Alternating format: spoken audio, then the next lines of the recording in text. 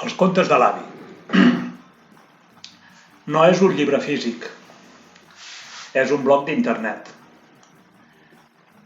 Els autors parlen d'escriure com un exercici mental i és la finalitat d'aquests contes. Explicaré uns quants d'ells. El primer és l'avi Carboner. Està ambientat a pagès durant la guerra.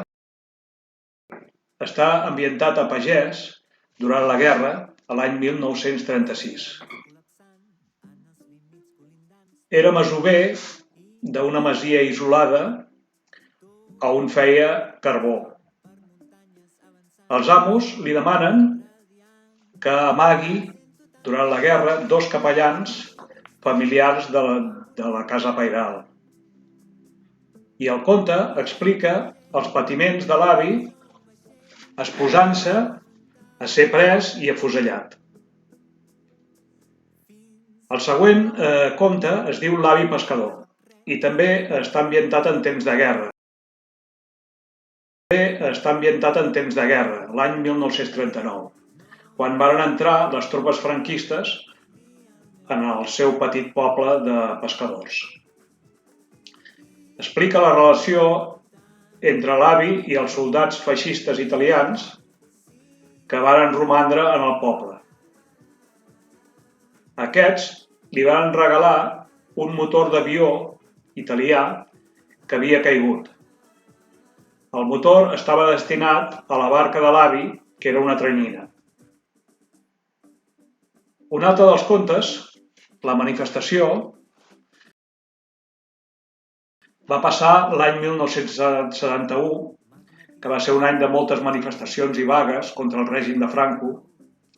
En Marc estudiava enginyeria i va ser pres en una d'aquestes manifestacions pacífiques que hi havia a l'època.